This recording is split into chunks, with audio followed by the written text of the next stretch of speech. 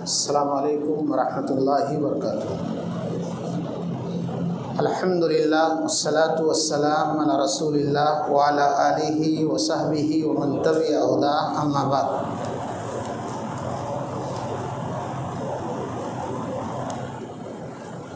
ایک سوال ہے داڑھی سے متعلق۔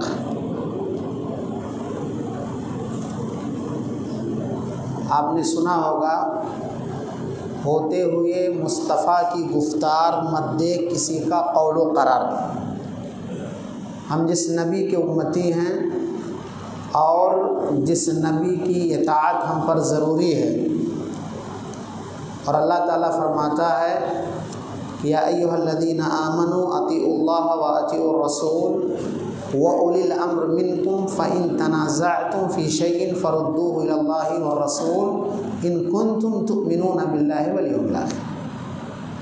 اس آیت میں اللہ نے اپنی اطاعت اور اپنے رسول کی اطاعت کے ساتھ ذکر کیا ہے، پھر کہا اور اولو الامر کی بھی مانو۔ اولو الامر میں علماء بھی ہیں اور حکام بھی ہیں، لیکن ان کے ساتھ قید لگا دی کہ اگر ان میں اختلاف ہو جائے، پھر اگر اللہ اور آخرت پر ایمان رکھتے ہو تو اللہ اس کے رسول کی طرف۔ یہاں پر حضرت ابن عمر رضی اللہ تعالیٰ عنہ کا ایک اثر ذکر کیا گیا ہے کہ وہ دائیں بائیں سے ہلکا سا لیتے تھے۔ تو اللہ کے نبی صلی اللہ علیہ وسلم جن کی ہمیں اتباع کرنی ہے، انہوں نے باقاعدہ حکم دیا ہے۔ پوری زندگی کبھی بھی آپ نے اپنی داڑھی نہیں کاٹی ہے، اور آپ صلی اللہ علیہ وسلم کی داڑھی گھنی تھی، پابندی کی ہے، حکم دیا ہے، اور بعض روایتوں میں یہ بھی کہا ہے کہ مجوسیوں کی مخالفت کرو۔ لہذا آپ صلی اللہ علیہ وسلم کا فرمان آنے کے بعد ہمیں کسی کی طرف نہیں دیکھنا۔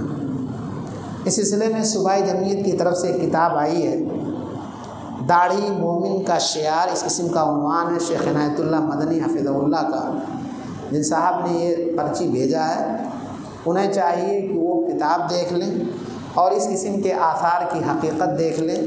عام طور پہ یہ بات وہ کرتے ہیں جو عورتوں کی مشابہت اختیار کرتے ہیں داڑھی چھیل کر کے، اور جو لوگ کہتے ہیں کم سے کم ایک بالش پہلے ایک مشت کر لیں تب جا کر کے ادھر دیکھیں۔ حقیقت یہ ہے کہ ایک مسلمان کی پہچان ہے جسے باقی رکھنا چاہیے۔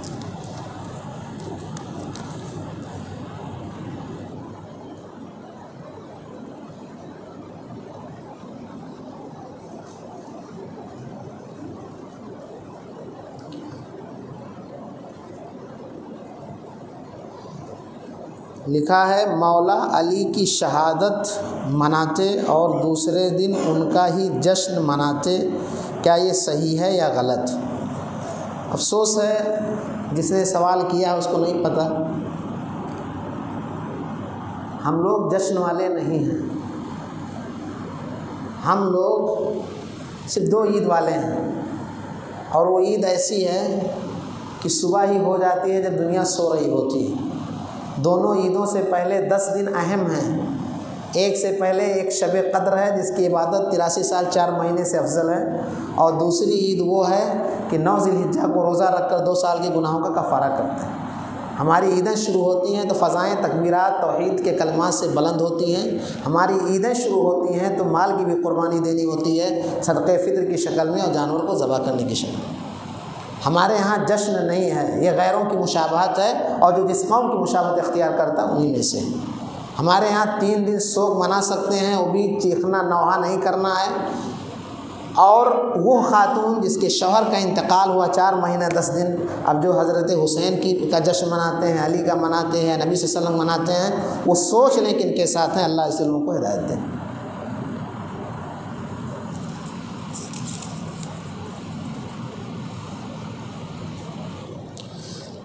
رمضان کی طاق راتوں میں سحری کا انتظام کرنا کیسا ہے اور اس کا کھانا کیسا ہے؟ دیکھیں، سحری کا انتظام کرنا ایک انتظامی مسئلہ ہے۔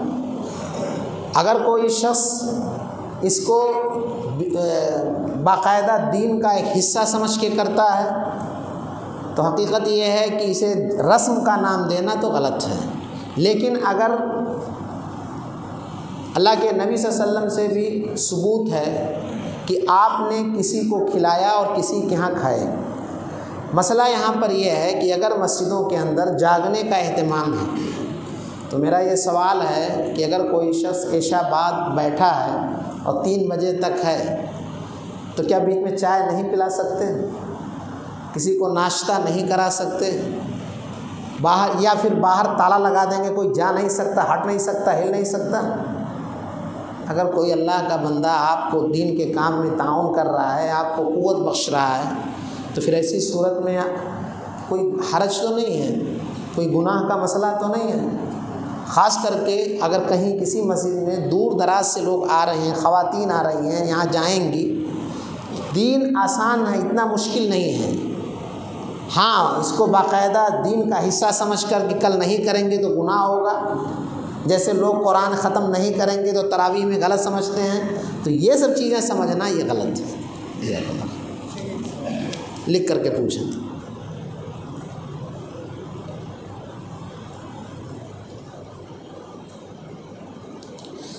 سوال ہے ہم سے، کچھ لوگ یہ سوال کرتے ہیں کہ حدیث میں قبرستان کے قریب سے گزرو تو مردوں کو سلام کا حکم ہے، تو اولیاء اور ولی وغیرہ سنتے ہیں، وہ ہماری بات کو اللہ تک پہنچاتے ہیں، ان کا کیا جواب دیں گے؟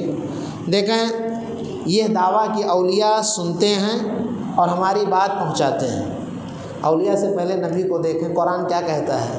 اِنَّكَ لَا تُسْمِعُ الْمَوْتَى وَلَا تُسْمِعُ الصُّمَّ الدُّعَاءَ إِذَا وَلَّوْا مُدْبِرِينَ، کہ یہ نبی آپ مردوں کو نہیں سنا سکتے، ایسے ہی اس گونگے کو نہیں سنا سکتے جو پیٹھ آپ کی طرف پھیر لے، یعنی اشارے کی زبان میں آپ کی طرف دیکھ رہا ہے تو آپ بلا سکتے ہیں۔ تو نبی کے بارے میں قرآن کہہ رہا ہے، یہ آپ دعویٰ کہاں سے لا رہے ہیں؟ حدیث میں آتا ہے کہ نبی صلی اللہ علیہ وسلم پر درود بھیجیں، کہیں سے بھی بھیجیں گے، اللہ تعالیٰ نے ہمارے لیے آسانی کی ہے، فرشتہ متعین کیا، وہ پہنچاتا رہتا ہے۔ بقیہ ہم یہ دعویٰ کریں کہ اولیاء، ہمیں پتہ ہی نہیں کہ اولیاء اللہ یا اولیاء الشیطان ہے۔ کسی بزرگ کے بارے میں ہم دیکھتے ہیں اس کا خاتمہ ایمان پر ہوا یا نہیں ہوا، اس کی گارنٹی نہیں ہے۔ ایک شخص نبی صلی اللہ علیہ وسلم کے ساتھ جنگ کر رہا ہے، لوگوں نے کہا بہت بڑا یہ ہے، اتنے لوگوں کو مارا، آپ نے کہا وہ جہنمی ہے، تلاشنے پر معلوم پتہ چلا کہ اس نے گلا گھونٹ لیا تھا۔ اسی لیے امام بخاری رحمۃ اللہ علیہ نے ایک باب قائم کیا، کسی مرنے والے کو ہم شہید نہیں کہہ سکتے، ہمیں نہیں پتہ اس کا آخری انجام کیا ہے۔ تو یہ سب غلط چیزیں ہیں، ان سب چیزوں کا نہ سوچنا چاہیے نہ اس بارے میں۔ اہل حدیث 4 امام میں کس امام کو فالو کرتے ہیں؟ اہل حدیث تمام اماموں کو فالو کرتے ہیں، چاروں ائمہ کو ہی فالو کرتے ہیں، کتب 6 کے اماموں کو ہی فالو کرتے ہیں۔ جن اماموں کو آپ نہیں جانتے ہیں، سفیان بن سعید مسروق ثوری کو بھی ہم فالو کرتے ہیں، علی بن مدینی کو فالو کرتے ہیں، یحییٰ بن معین کو ہی فالو کرتے ہیں، کتنوں کو گنائیں، لیکن ہم سب کا احترام کرتے ہیں، سب کو نبی کے درجے پہ نہیں رکھتے۔ کیوں؟ کیونکہ ابھی میں نے آیت تلاوت کی ہے، اگر ان میں اختلاف ہو جائے فوراً رجوع کرنا۔ ہم نے اس سے پہلے درس میں بتایا، ہم نے جو ہے کلمہ نبی کا پڑھا ہے، جس کی کھائیں گے اسی کی دگائیں گے۔ تمام چاروں ائمہ کہتے ہیں میری بات کتاب و سنت سے ٹکرائے تو دیوار پہ مار دو، اس لیے یہ چیزیں۔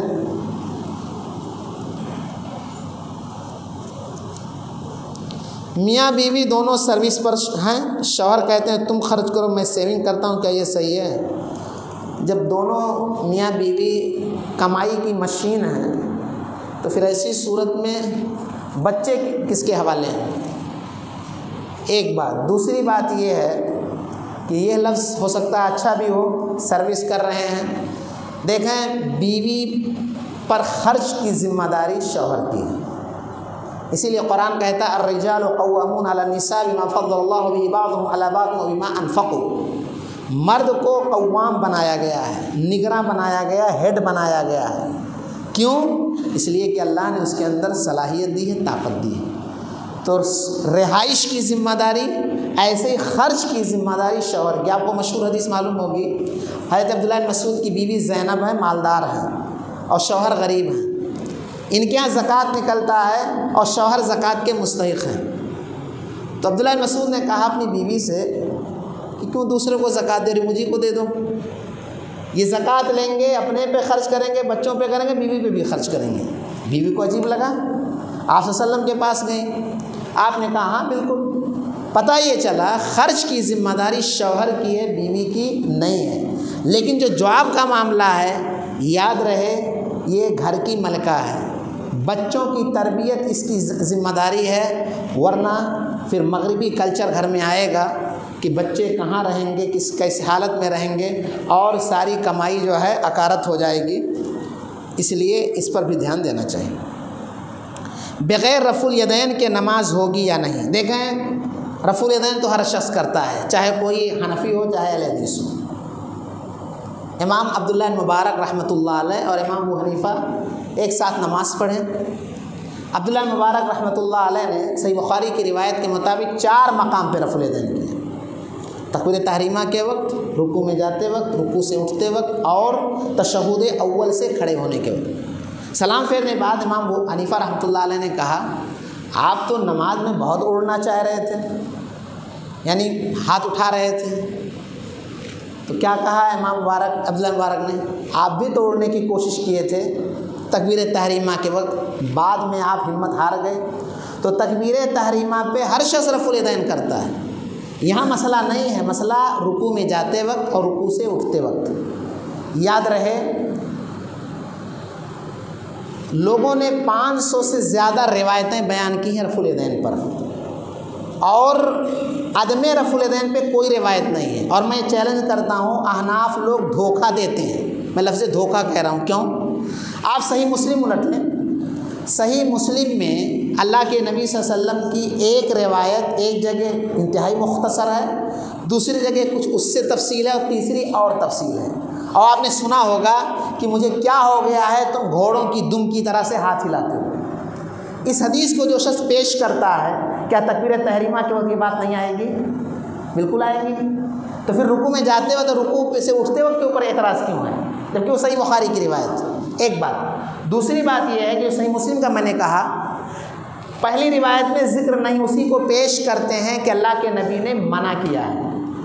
دوسری روایت میں تھوڑی سی وضاحت ہے، اور تیسری روایت میں پوری وضاحت ہے کہ وہ قیام کی حالت کا ذکر نہیں ہے، وہ نماز میں جب قعدے میں لوگ بیٹھتے تھے، تشہد میں بیٹھتے تھے، تو کوئی سلام کرتا تھا تو اپنے ہاتھوں سے وہ اشارہ کرتے تھے، ہلاتے تھے، تو اللہ کے نبی نے ان کو منع کیا ہے۔ لہذا جیسے سینے پہ ہاتھ سے متعلق لوگ انکار کرتے ہیں، اور ایک حدیث گڑھ کر کے مصنف ابن ابی شیبہ کے اندر یہ حضرات پیش کرتے ہیں، جیسا کہ ان کے کئی علماء نے شہادت دی ہے کہ کراچی کے دارالعلوم سے وہ نسخہ چھپا، بمبئی میں جو شیخ مختار صاحب کا مطبع تھا وہاں وہ ٹکڑا نہیں تھا، اور تحت السرہ کئی لوگوں نے اضافہ کر کے اور دنیا کو دھوکہ دینے کی کوشش کی۔ تو کہنے کا مقصد یہ ہے کہ ہمیں قبر میں نبی سے کے بارے میں سوال کیا جائے، کسی امام کے بارے میں نہیں کیا جائے گا۔ اگر کوئی شخص یہ جان کر کے رفع الیدین نہیں کرتا ہے کہ نبی کی سنت کی خلاف ورزی کرنی ہے، تو ڈر ہے قرآن کی وہ آیت اس پہ صادق نہ آئے، فَلْيَحْذَرِ الَّذِينَ يُخَالِفُونَ عَنْ أَمْرِهِ أَن تُصِيبَهُمْ فِتْنَةٌ أَوْ يُصِيبَهُمْ عَذَابٌ أَلِيمٌ۔ جو رسول کے حکم کی مخالفت کرتے ہیں، ڈر ہے کہ انہیں فتنہ لاحق نہ ہو جائے۔ شارح مفسرین کہتے ہیں فتنہ سے مراد شرک ہے، اس لیے بچنا چاہیے۔ اور صاف سری روایت ہے، حیرت ہوگی کہ 9 صحابی، ابو حمید ساعدی کی روایت ہے صحیح بخاری اور دیگر کتابوں میں، آپ کی وفات کے بعد وہ سارے صحابہ کو کر کے دکھاتے ہیں، اور اس میں 4 مقام پہ رفع الیدین ثابت کرتے ہیں، پھر منسوخ وغیرہ کا بہانہ سوائے غلطی کے کچھ نہیں۔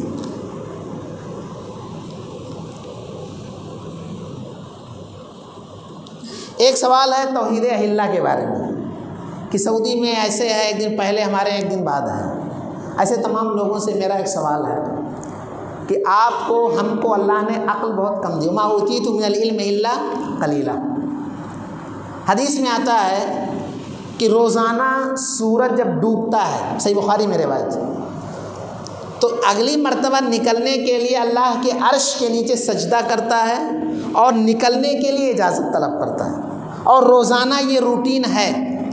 ایک وقت آئے گا، قیامت کی بڑی نشانی ہے کہ سورج پورب سے نکلنے کے بجائے پچھم سے نکلے گا۔ अब कहीं 2.5 घंटे का फ़र्क है, कहीं 12 घंटे का फ़र्क है, कहीं 10 घंटे का फ़र्क है, इसका भी इनकार करेंगे? अगर करते हैं तो अपनी अक्ल पर मातम कीजिए, क्योंकि हमारे सामने अल्लाह के नबी की हदीस है, हमें बहुत सारी चीज़ें नहीं समझ में आती हैं, लिहाजा वहाँ हम कहेंगे, जैसे कुरान में है कुल्लु मिन इंद रब्बिना, हमारे नबी ने कहा है, हमारी अक्ल में आए या ना आए हम नहीं जानते, एक बात। दूसरी बात ये है, हदीस में हम ये भी पढ़ते हैं, सब पढ़ते हैं कि रोज़ाना समाए दुनिया पर आखिरी पहर में अल्लाह नाजिल होता है और कहता है कौन है जो मुझसे मांगे, कौन है जो फरियाद करे, और अल्लाह ताला सुनता है। वहाँ भी तो मामला गड़बड़ है, कहीं 2.5 घंटे का फ़र्क है, अभी वो टाइम हुआ नहीं, अमेरिका और यहाँ में और ज़्यादा फ़र्क है, तो कहाँ कहाँ दिमाग लगाएंगे और कहाँ कहाँ इनकार करेंगे। इस मसले पे लीजिए, आज से 50 साल पहले की बात, किसी को नहीं पता सऊदीया में कहीं चाँद निकला है और किस दिन जो है चाँद नहीं निकला है, किसी को पता था? नहीं। हमारा दीन फितरी दीन है। नबी क्या कहते हैं? सूमू लिरुयतिही वाफ्तिरू लिरुयतिही फ़इन गुम्मा अलैकुम फ़ाक़िमूल इद्दता सलासीन, चाँद देख करके रोज़ा शुरू करो और चाँद देख करके रोज़ा ख़त्म करो, अगर बदली हो जाए 29 की तादाद हुई है 30 पूरी कर लो, ये फितरी निज़ाम। अब सऊदीया में क्या है, सऊदीया वाले कभी हमारा नहीं देखते, या उनके यहाँ से पहले अगर कहीं हो जाए उनको नहीं देखते, इसलिए ये भी एक फितना है जो कुछ लोग करते हैं, अल्लाह उन्हें हिदायत दे।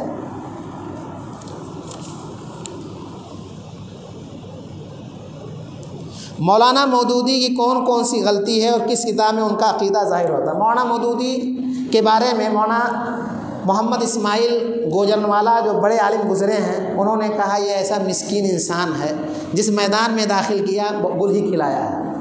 अल्लाह के सिफ़ात के बारे में गलती की, अम्बिया की इस्मत के बारे में गलती की, दज्जाल तक का इनकार कर दिया, और ग़ुलाम यहया अमनपुरी जो बड़े आलिम हैं, मैं किसी को दे दूंगा, उन्होंने एक छोटा सा किताबचा लिखा है, हर जो गलतियां उनकी निशानदेही है। सही यह है इनकी किताबें आप ना पढ़ें, इसी में आफियत है। क्यों?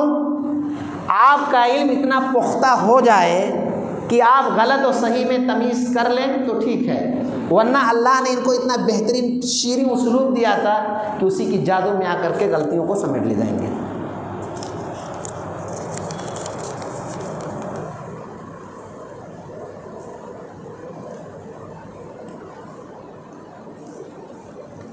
देखें आजकल सोशल मीडिया भी एक यूनिवर्सिटी बन गई है।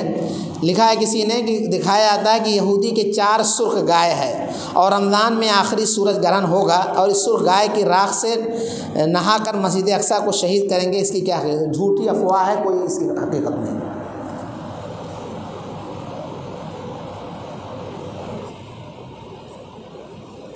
ये 3 रकत वित्र के बारे में आपको मालूम होना चाहिए। 3 तरीका राइज है, 2 सही है और 1 से मना किया गया है। सबसे बेहतर तरीक़ा ये है कि आप 2 रकत पढ़ करके सलाम फेर दें, फिर 1 रकत पढ़ करके आप रुकू से पहले वित्र दुआए कुनूत पढ़ें और फिर सलाम फेरें। सबसे अफजल तरीक़ा यह है, इसमें आपको 2 मुकम्मल तशहुद मिल जाएगा। दूसरा तरीक़ा यह है, वो भी साबित है, जो उससे कम बेहतर है कि आप तीनों मुसलसल पढ़ें और आखिर में आप तशहुद करें और सलाम फेरें। यह 2 तरीक़े साबित हैं। एक तीसरा तरीक़ा जिसको अहनाफ इख्तियार करते हैं, और वो क्या है? मगरिब की तरह पढ़ना।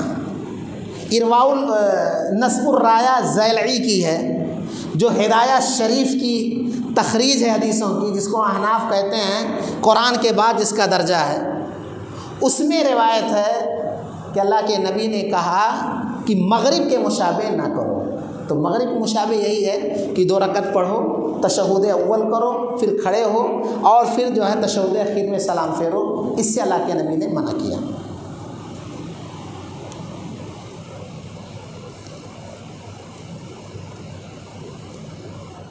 देखिए, एक जो हमारे अहनाफ भाई मस्जिदों में बांस की या गंदी टोपियां रखते हैं, आमतौर पे नक़द नहीं है, और बग़ैर टोपी के नमाज को सही नहीं मानते। جبکہ حاجی اور عمرہ کرنے والا کئی نمازیں پڑھتا ہے حج کی احرام کی حالت میں، اور اگر وہ سر ڈھانپ لے تو اس کو دم دینا ہے۔ مردوں کے لیے سر کا کھلا رکھنا ضروری ہے، تو نماز میں سر کا کھلا رہنا یہ نماز کو نہ تو باطل کرتا ہے نہ تو مکروہ کرتا ہے۔ پہلی بات تو یہ سمجھنی چاہیے۔ اور رہ گئی بات کہ اللہ تعالیٰ فرماتا خذوا زینتکم عند کل مسجد، مسجد میں انسان زیب و زینت کے ساتھ آئے، ٹوپی لگائی رہیں اچھی بات ہے، اگر عمامہ کا رواج ہے اچھی بات ہے، لیکن یہ عقیدہ رکھنا کہ اس کے بغیر نماز نہیں ہوگی، اس سے پہلے جو داڑھی چھیل کر کے کاٹ کے آتے ہیں وہ تو اور زیادہ گناہ کر کے آتے ہیں، پہلے وہ مکمل کریں بعد میں ٹوپی کے بارے میں سوچیں۔ اس کے بارے میں کسی کے یہاں فتویٰ نہیں، کیونکہ یہ سب کے یہاں یہ غلطی پائی جا رہی ہے۔ داڑھی کاٹنے یا چھیلنے کی بیماری پہ کوئی بھی احناف کا عالم فتویٰ نہیں لگاتا ہے کہ اس پہ بھی نماز مکروہ ہوگی، لیکن ٹوپی کے بارے میں لگائیں گے جبکہ ایک بھی حدیث نہیں پیش کر سکتے۔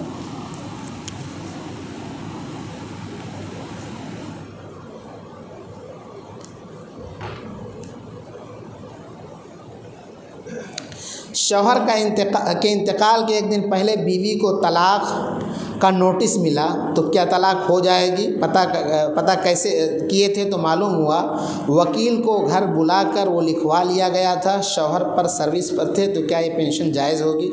پہلی بات تو یہ طلاق ہی کیسے صحیح ہے؟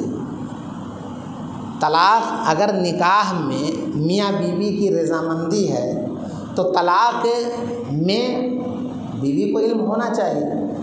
یہ چپکے چوری اور اس کی جائیداد اور اس کے پینشن کو مال کی خاطر جو ہے یہ چیزیں تو غلط ہیں جو لوگ کرتے ہیں، اس لیے پہلے تو یہ ثابت ہو کہ واقعتاً اس نے طلاق دیا ہے نہیں، بیوی کو معلوم نہیں، وفات کے بعد پتہ چلتا ہے، تو یہ ساری چیزیں غلط ہیں اور ایسا نہیں ہوتا ہے جو اس کی بیوی ہے۔ اور دوسرا یہ کہ ابھی جو ہے اگر طلاق ہے تو عدت کا دن وہ ہے، تو پہلی بات تو یہ ہے کہ طلاقی کا اعتبار نہیں ہوگا۔ ایک سوال ہے دکان کی جگہ پر بھی زکوٰۃ ہے؟ دیکھیں دکان ہے یا گھر ہے یا آپ نے کوئی زمین خریدی ہے کسی ضرورت کے تحت، ایسی چیزوں پر زکوٰۃ نہیں ہے۔ زکوٰۃ اگر آپ پراپرٹی ڈیلر ہیں، پلاٹنگ کر کے بیچتے ہیں، یا اسی طرح سے بلڈر ہیں، فلیٹ بنا کر کے بیچتے ہیں، تو یہ پوری تجارت ہے۔ رہ گئی بات آپ کی ایک نہیں 100 دکانیں، تو دکان پر نہیں ہے، دکان میں جو سامان ہے سامان تجارت پر زکوٰۃ۔ ٹائم دیکھتے رہیں۔ کیا عورتوں کی صف بندی کے لیے بھی کاندھے اور ٹخنوں کا ملنا ضروری ہے؟ جی ہاں ملنا ضروری ہے، کیونکہ خواتین سے ملائیں گے نہ کہ مردوں سے۔ صف دائیں طرف سے شروع ہوتی ہے، درمیان سے شروع ہوگی صف۔ قاعدے کے دوران تشہد کے وقت شہادت کی انگلی کیوں اٹھائی جاتی ہے؟ دیکھیں اللہ کے نبی اٹھاتے تھے، ہمیں اٹھانا، یدعو بہا و یحرکھا، کیوں کیسے ان سب چیزوں کا ہمیں مکلف نہیں بنایا گیا۔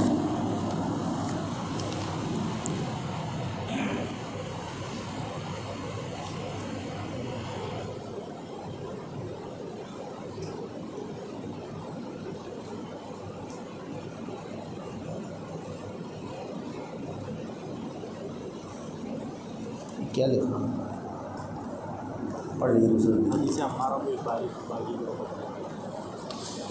کیا مہر معاف کر سکتے ہیں یا مہر کبھی دینا چاہیے؟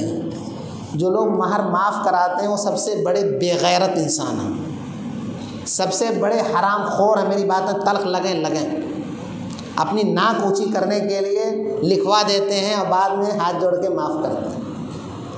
یہ بیوی کا حق ہے، شریعت نے اس کو دیا ہے۔ مرد کے بچے ہو تو برسر عام جتنا کہو اتنا دے دو، بعد میں ہاتھ جوڑ کے معاف نہیں کرنا ہے۔ حدیث میں آتا ہے اسی کی وجہ سے آپ اس کی شرمگاہ کو اپنے لیے اعلیٰ سمجھتے ہیں، لہذا مہر اپنی حیثیت کے حساب سے دینا چاہیے، اور بیوی سے ملاقات کے وقت پہلے تھمانا چاہیے، اس کو وعدہ نہیں رکھنا چاہیے، ورنہ اللہ کے یہاں یہ معاف نہیں ہوتا ہے۔ جیسے میراث معاف نہیں ہوتا ہے ایسے مہر بھی معاف نہیں ہوتا۔ کیا ہے یہ تقتل الکلفیہ الباغیہ، حدیث عمار رضی اللہ تعالیٰ عنہ ہے. دیکھیں یہ صحیح بخاری کی روایت ہے اور کچھ لوگ اس سے فتنہ پیدا کرتے ہیں. معاملہ یہ ہے معاویہ رضی اللہ تعالیٰ عنہ اور علی رضی اللہ تعالیٰ عنہ دونوں کے درمیان اختلافات ہوئے اور دشمن صحابہ یہیں سے غذا حاصل کرتے ہیں. مسئلہ یہ ہے کہ علی رضی اللہ تعالیٰ عنہ اور معاویہ رضی اللہ دونوں نے اجتہادی غلطی کی. دونوں کرسی کے طلبگار نہیں تھے جیسا کہ کرسی کے طلبگار لوگ اس کو پیش کرتے ہیں. معاملہ یہ تھا کہ معاویہ رضی اللہ تعالیٰ عنہ کا کہنا تھا کہ جن لوگوں نے عثمان رضی اللہ تعالیٰ عنہ کو قتل کیا ہے ان کے خون کا بدلہ پہلے لیا جائے، اور علی رضی اللہ تعالیٰ عنہ کا کہنا تھا پہلے حالات پرسکون ہو جائیں تب ایک ایک کو چن چن کر ماریں گے. یہی مسئلہ اصل تھا اور یہی بات آگے بڑھی. اب آپ دیکھیں کہ اس سے پہلے یہ بلوائی تھے، عبداللہ بن سبا کے چیلے تھے جن سے روافظ وجود میں آئے، شیعہ وجود میں آئے. ان لوگوں نے حالات کو دیکھ کر کے درمیان میں چلے گئے دونوں گروہ میں تاکہ ہم چن کر کے مارے نہ جائیں. ایک بات آئی کہ ایک رات اب صلح ہو جائے گی اور دونوں ایک ہو جائیں گے. ان لوگوں نے ایک آدمی کو مار کے دوسری طرف پھینک دیا رات کی تاریکی میں اور گھماسان کی جنگ شروع ہو گئی. تو جو تقتل الکلب فی الباغی حدیث میں ہے کہ ایک باغی جماعت قتل کرے گی تو نہ تو معاویہ رضی اللہ کے ساتھ جو اچھے لوگ تھے یا علی رضی اللہ کے ساتھ اچھے لوگ تھے، دونوں نہیں ہیں، بلکہ ان کے بیچ میں جو باغی قسم کے لوگ تھے یہ ہیں. اور یاد رہے اللہ کے نبی صلی اللہ علیہ وسلم نے کہا تھا، اور یہ بھی بہت غور کرنے کی بات، اس میں معاویہ رضی اللہ کی حکومت کی طرف اشارہ بھی ہے. کہا تھا ان ابنی ھذا سید وسیصلح اللہ بین طائفتین عظیمتین من المسلمین. علی اور معاویہ رضی اللہ کی لڑائی چل رہی تھی. خوارج نے پلان کیا ایک رات میں فجر کے وقت 3 لوگوں کو ماریں گے. ان میں ایک کامیاب ہوا جو ہے علی کو شہید کر دیا فجر کے وقت. 6 مہینے تک حضرت حسن کے ہاتھ میں حکومت تھی. اللہ کے نبی کی یہ پیشین گوئی تھی کہ میرا یہ بیٹا سردار ہے اور اللہ تعالیٰ عنقریب اس کے ہاتھ مسلمانوں کی 2 جماعتوں کے درمیان صلح کرائے گا. تو نبی دونوں جماعتوں کو مسلمان کہہ رہے ہیں، صلح کی بات کر رہے ہیں. ظاہر سی بات ہے صلح کا مطلب یہی ہے کہ حضرت حسن نے خلافت کو سونپ دیا حضرت معاویہ رضی اللہ. اسی لیے مہدی جو قیامت کے قریب آئیں گے اس سلسلے میں زیادہ تر روایتیں حسن رضی اللہ کی نسل سے ہے کہ ہوں گے. امام ابن قیم رحمۃ اللہ علیہ کہتے ہیں کہ چونکہ حسن رضی اللہ تعالیٰ عنہ نے خلافت سونپ دی تھی چنانچہ اس کے عوض میں اللہ تعالیٰ ان کی نسل سے مہدی کو پیدا کرے. اور حسین رضی اللہ تعالیٰ عنہ اجتہادی غلطی کی وجہ سے وہ گئے تھے اور شہید ہو گئے، اس لیے ان کی نسل میں اللہ تعالیٰ نے مہدی کو نہیں رکھا. دونوں کے دونوں نواسے رسول ہیں لیکن دونوں میں حسن رضی اللہ افضل ہیں، بڑے ہیں اور وہ بھی فضیلت والے ہیں، ان پہ کوئی کمنٹ اور کوئی تبصرہ نہیں ہے. دیکھیں فلسطین میں جو حالات چل رہے ہیں، بچے بڑے سب شہید ہو رہے ہیں، تو کیا ہم عید پر نئے کپڑے خرید کر عید منا سکتے ہیں؟ دیکھیں ایک دفعہ کسی یہودی نے صلاح الدین ایوبی کی قبر پر لات مارا اور کہا کون ہے بیت المقدس بچائے گا. تو وہ جو لات مارا تھا ان کی قبر پہ نہیں، ہم سب پہ مارا تھا. حقیقی معنوں میں جو توحید والے ہیں انہی کو اللہ رب العزت فلسطین دے سکتا ہے. بقیہ وہاں جو ارد گرد لوگ ہیں یہ سب کے سب دین و ملت کے تاجر ہیں، لہذا اللہ کی مدد ابھی نہیں آ رہی ہے. ہم کپڑے بدل کے نیا پہن کے نہ پہن کے کیا کر لیں گے؟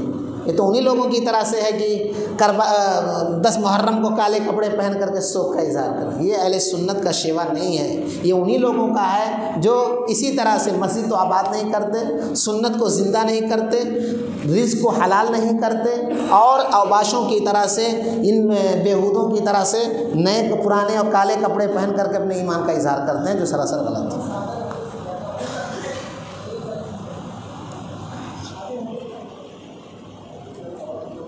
دیکھیں کوئی ایک آدھ اہم سوال ہو تو دیکھ لیتے ہیں, بقیہ رہنے دیتے ہیں. پورا دے دیجیے.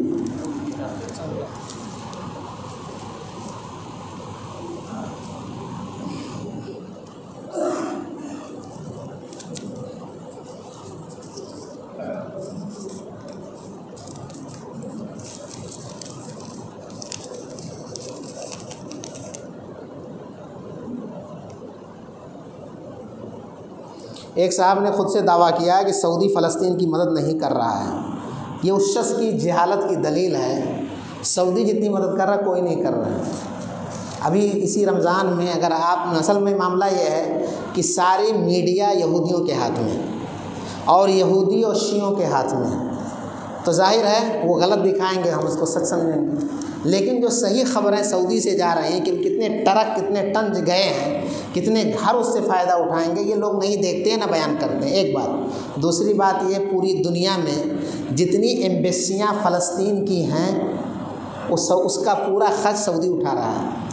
اقوام متحدہ میں بھی کل کی خبر ہے, اسی نے آزاد ریاست کا میمورنڈم پیش کیا ہے. لیکن مسئلہ یہ ہے کہ جو سعودیہ کو اور حرمین کو چھیننا چاہتے ہیں, چاہے وہ روافظ ہوں چاہے یہودی ہوں, ہم لوگ انہی کی باتوں پر عمل کرتے ہوئے اپنا بیت المقدس تو چلا ہی گیا ہے, ہم چاہتے ہیں حرمین بھی چلا جائے. اللہ ہمیں صحیح سمجھ عطا فرمائے.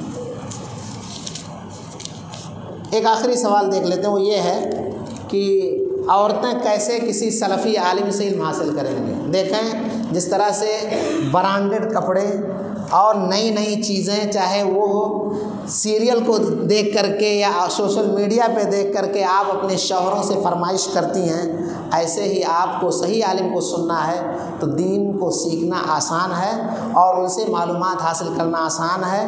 آپ چینلز ہیں جس میں خالص سلفی علماء کی تقریریں ہیں, آپ سنیں, دین سیکھیں.